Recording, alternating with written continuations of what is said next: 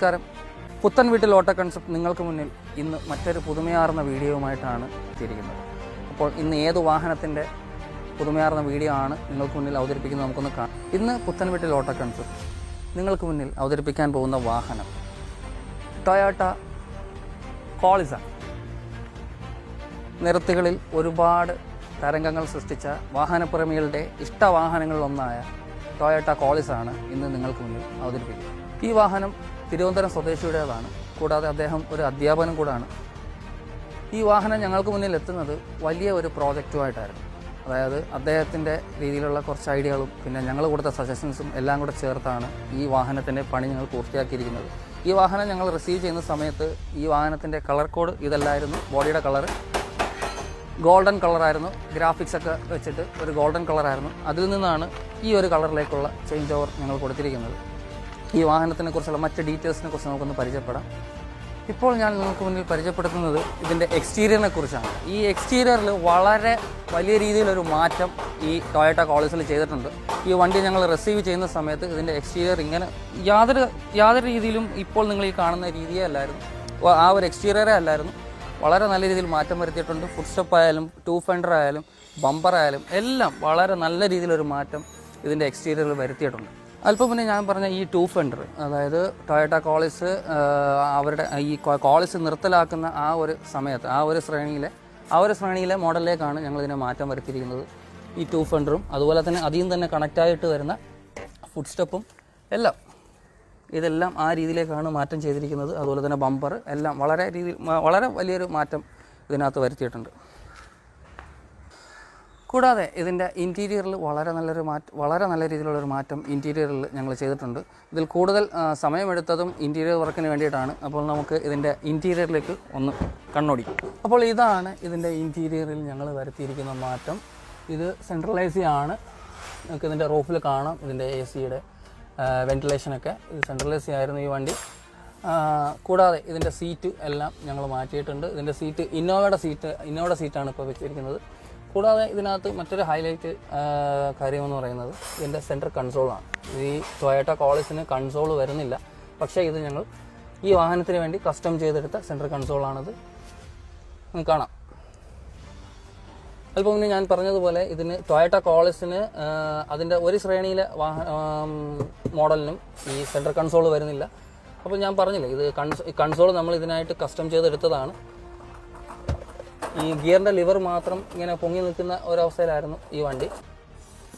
ഈ കൺസോൾ ചെയ്യുന്നതിന് തൊട്ട് മുമ്പായിട്ട് തന്നെ നമ്മളിതിൻ്റെ ഒരു ഫൗണ്ടേഷൻ പണിയുകയും അതെല്ലാം വളരെ നല്ല വൃത്തിയോടുകൂടി, അതായത് അതിൻ്റെ ഇങ്ങനെ കൺസോൾ നമ്മളിത് കസ്റ്റം ചെയ്ത് ഇവിടെ പണിഞ്ഞ് വെച്ചിരിക്കുന്നതാണെന്ന് അറിയാത്ത രീതിയിൽ തന്നെയാണ് ഇതിൻ്റെ കൺസോൾ നമ്മൾ ഫിറ്റ് ചെയ്തിരിക്കുന്നത്. കൂടാതെ ഒരു ഹാൻഡ് റെസ്റ്റും കൂടാതെ അതിനുള്ളിൽ തന്നെ ഹാൻഡ് റെസ്റ്റിന് താഴെയായിട്ടൊരു ബോക്സും ഒക്കെ ഇതിന് കൂടെ വരുന്നുണ്ട്. കൂടാതെ ഇതിൻ്റെ കൺസോളിൻ്റെ പിറകുവശത്ത് 2 ഗ്ലാസ് ഹോൾഡറും ഒക്കെ വരുന്നുണ്ട്. നമുക്ക് ഗ്ലാസ് ഒക്കെ വെക്കാനും ഒക്കെ വേണ്ടിയിട്ട് ചെറിയ ബോട്ടിലൊക്കെ വെക്കാൻ വേണ്ടിയിട്ടുള്ള ഒരു സ്പേസ് കൂടെ ഈ കൺസോളിൻ്റെ ബാക്കിൽ വരുന്നുണ്ട്. ഇതിൻ്റെ മറ്റൊരു കാര്യം, ഇതിൻ്റെ സെൻറ്റർ സീറ്റ് സാധാരണ കോളിസിന് വരുന്നതെന്ന് വെച്ചാൽ ഒറ്റ സീറ്റാണ്, ബെഞ്ച് മോഡൽ സീറ്റാണ് വരുന്നത്. അത് ഞങ്ങൾ മാറ്റിയിട്ട് ഇന്നോവയുടെ സീറ്റ് തന്നെ കേട്ടിട്ടുണ്ട് 3-in-1 എന്നുള്ള രീതിയിൽ.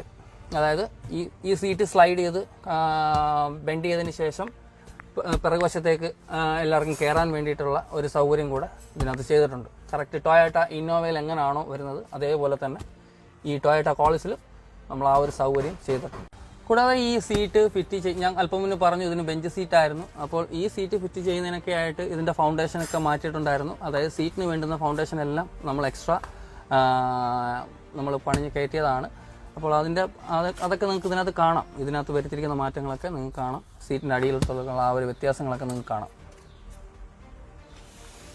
കൂടാതെ അല്പം മുന്നേ ഞാൻ പറഞ്ഞു ഇതിൽ ഒരു സീറ്റ് സ്ലൈഡാണെന്നുള്ളത്. അത് ഈ സീറ്റാണ് സ്ലൈഡ് ചെയ്തിട്ട് ഇത് കണക്ക് ഫോൾഡ് ചെയ്തിട്ട് ഇതിലേക്കൂടെ പിറകുവശത്തേക്ക് പാസഞ്ചേഴ്സിന് കയറാൻ വേണ്ടിയിട്ടുള്ള ഒരു സൗകര്യം ഇതിലേക്കൂടെയാണ് നമ്മൾ ചെയ്തിരിക്കുന്നത്.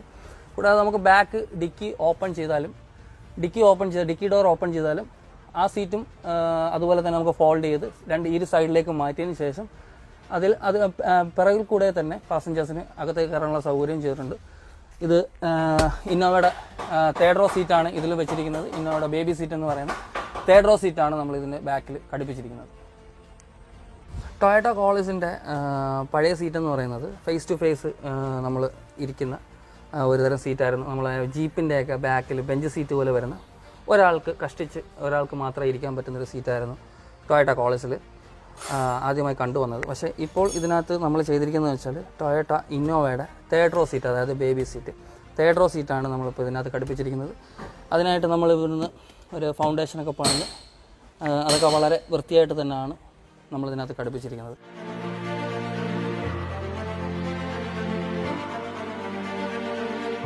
കൂടാതെ ഇതിൻ്റെ ടൈൽ ലാമ്പിലെല്ലാം നമ്മൾ വളരെ അതായത് പുതിയ ടൈൽ ലാമ്പ് ഘടിപ്പിച്ചുകൊണ്ടാണ് ഇതിൻ്റെ ബാക്കിൽ നമ്മൾ ഫിനിഷിങ് ചെയ്തിരിക്കുന്നത്.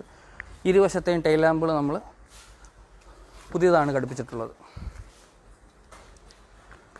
ഈ ടൊയോട്ട കോളിസ് നമ്മൾ റിസീവ് ചെയ്യുന്ന സമയത്ത് ഇതിൻ്റെ ഫുഡ് സ്റ്റെപ്പ് എന്ന് പറയുന്നത് സാധാരണ ഒരു മെറ്റലിൽ കസ്റ്റം ചെയ്ത് അത് പണിഞ്ഞ് കയറ്റിയ ഒരു ഫുഡ് സ്റ്റെപ്പായിരുന്നു. അത് മാറ്റിക്കൊണ്ടാണ് നമ്മൾ ടൊയോട്ട കോളിസിൻ്റെ ആ ഒരു അവസാന ശ്രേണിയിലെ ആ ഒരു ഫുഡ് സ്റ്റെപ്പിലേക്ക് മാറ്റം ചെയ്തിരിക്കുന്നത്. കൂടാതെ ടൊയോട്ട കോളിസിൽ സാധാരണയായി കണ്ടുവരുന്ന നോർമൽ റിമ്മായിരുന്നു. പക്ഷേ അതിൽ നിന്ന് മാറ്റം വരുത്തി അലോയ്സിലേക്ക് നമ്മൾ മാറ്റം ചെയ്തിട്ടുണ്ട്. ടൊയോട്ട കോളിസിൻ്റെ അലോയ്സിൽ അങ്ങനെ എല്ലാ വണ്ടികൾക്കും കാണാറില്ല.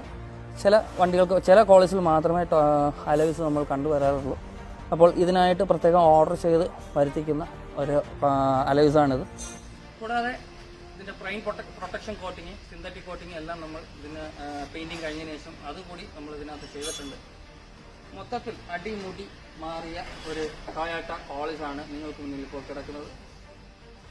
സാധാരണ ഞങ്ങൾ എപ്പോഴും വരാറുള്ളത് ടൊയോട്ട ഇന്നോവയുടെ ടൈപ്പ് ചേഞ്ചസ് ഒക്കെ ആയിട്ടാണ്. പക്ഷേ ഇന്നിപ്പോൾ നിങ്ങൾക്ക് മുന്നിൽ ഞങ്ങൾ വന്നിരിക്കുന്നത് ടൊയോട്ട കോളിസിൻ്റെ ഒരു അടിമുടി മാറ്റം എങ്ങനെ നമുക്ക് വരുത്താം എന്നുള്ള രീതിയിലാണ് നമ്മൾ വന്നിരിക്കുന്നത്. ടൊയോട്ട കോളിസിന് വരുന്ന കളർ എന്ന് പറയുന്നത്, അതായത് ഗ്രീൻ വരുമ്പോഴത്തേക്ക് ടർക്കോയ്സ് ഗ്രീനാണ് നമ്മളിപ്പോൾ ഇതിൽ കൊടുത്തിരിക്കുന്നത്. ഗ്രീൻ മൈക്കയാണ് സാധാരണ കൊടുക്കുന്നത്. പക്ഷേ നമ്മളിപ്പോൾ ഇതിൽ കൊടുത്തിരിക്കുന്നത് ടർക്കോയ്സ് ഗ്രീൻ എന്ന് പറഞ്ഞ കളറാണ്. കൂടാതെ സിൽവറും, അതായത് ഡുവൽ ടോൺ, ടർക്കോയ്സ് ഗ്രീനും സിൽവറും കൂടെ ചേർന്ന് പറയുന്ന ഡുവൽ ടോൺ കളറാണ് നമ്മളിപ്പോൾ ഇതിൽ നൽകിയിരിക്കുന്നത്. ഷോറൂമിൽ നിന്ന് നമ്മൾ ഫസ്റ്റ് ഈ ടൊയോട്ട കോളിസ് നമ്മൾ ഇറക്കിയ സമയത്ത് ആ ഒരു തനിമ യാതൊരു രീതിയിലും നഷ്ടപ്പെടാതെ അതിനുവേണ്ടി തന്നെയാണ് ടർക്കോയ്സ് ഗ്രീൻ നമ്മൾ ഇതിൽ നൽകിയത്. കൂടാതെ പെയിൻറ്റ് പ്രൊട്ടക്ഷൻ കോട്ടിങ്ങും സിന്തറ്റിക് കോട്ടിങ്ങും എല്ലാം നൽകി വളരെ നല്ല രീതിയിൽ ഫിനിഷിങ്ങോടുകൂടി തന്നെയാണ് ഈ ഒരു ടൊയോട്ട കോളിസിൻ്റെ ഈ വലിയൊരു മാറ്റം ഞങ്ങൾ ചെയ്തിരിക്കുന്നത്. വരും ദിവസങ്ങളിൽ പുത്തൻവീട്ടിൽ ഓട്ടോ കൺസെപ്റ്റ് മറ്റ് വാഹനത്തിൻ്റെ വിശേഷങ്ങളുമായി ഇനിയും നിങ്ങൾക്ക് മുന്നിലെത്തും. എപ്പോഴും ഞാൻ പറയാറുള്ളത് പോലെ പുതുമയാർന്ന പല വീഡിയോകളുമായിട്ട് ഇനിയും നിങ്ങൾക്ക് മുന്നിൽ വരും ദിവസങ്ങളിൽ യാതൊരു ഗ്യാപ്പും കൂടാതെ തന്നെ പുത്തൻവീട്ടിൽ ഓട്ടോ കൺസെപ്റ്റ് നിങ്ങൾക്ക് മുന്നിൽ എത്തുന്നതാണ്. എപ്പോഴും ഞാൻ നിങ്ങളോട് പറയാറുള്ളത് പോലെ 24/7 എനി ടൈം എനിവെയർ പുത്തൻവീട്ടിൽ ഓട്ടോ കൺസെപ്റ്റ് നിങ്ങൾക്കൊപ്പം എവിടെയും എപ്പോഴും ഉണ്ടാകും. Until then take care, by.